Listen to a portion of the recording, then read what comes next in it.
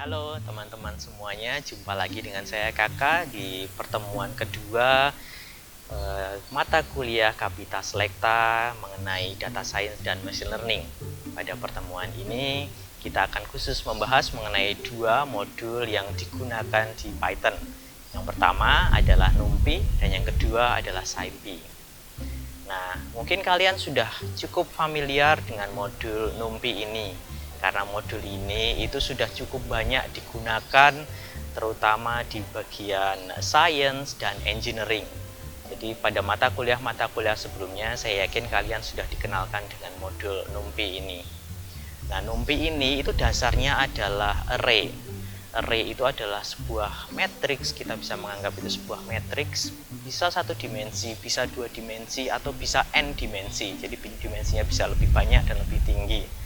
Nah, array ini mirip dengan list secara struktur, secara pembuatannya itu mirip dengan list. Ini saya tampilkan bagaimana cara membuat list dan bagaimana cara membuat array, NumPy array. Nah, apabila kita lihat itu mirip antara kedua hal tersebut, ada sedikit perbedaan. Namun yang menjadi pembeda adalah pada list itu kita bisa memiliki beberapa tipe data, sedangkan pada array kita hanya bisa memiliki satu tipe data saja.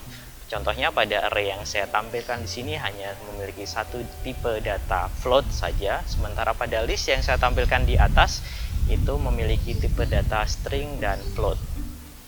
Maka dari itu ketika kita mengolah data menggunakan NumPy array, itu kita akan bisa mendapatkan waktu pengolahan yang lebih efisien karena kita tahu datanya itu apa saja dan berapa besar array kita.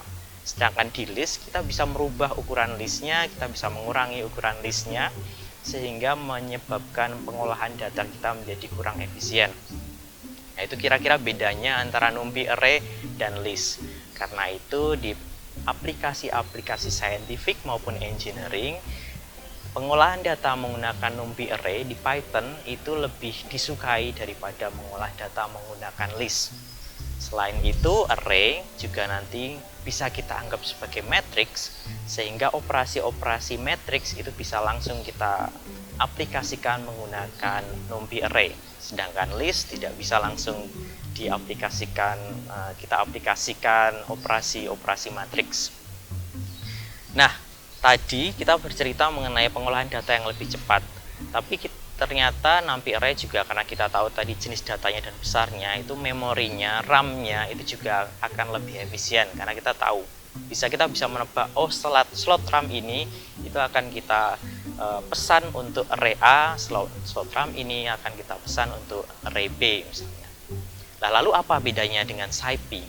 Nah, NumPy dan SciPy itu adalah dua modul yang sangat populer di bidang saintifik, dua-duanya berjalan beriringan.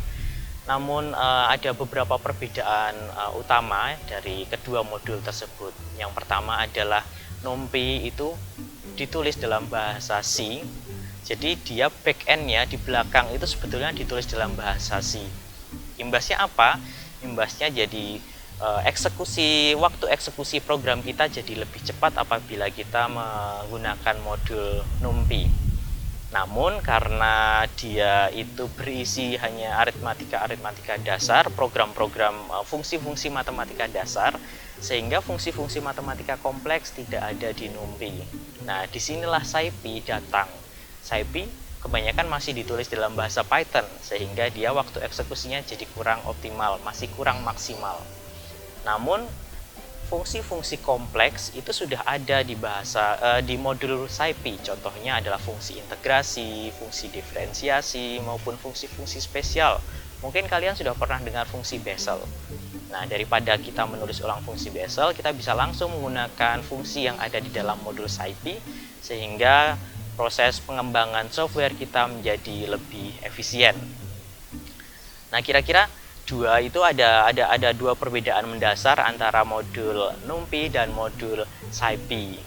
Nah, dua-duanya itu nanti akan kita gunakan dalam project data science kita, dan harapannya di pertemuan ini kalian bisa tahu perbedaan antara NumPy, SciPy, dan keunggulan antara NumPy Array dibandingkan list. Kira-kira begitu untuk dua modul itu yang ingin saya bahas. Nanti latihannya bisa saya sertakan di video ini, dan sampai jumpa pada video selanjutnya. Terima kasih banyak.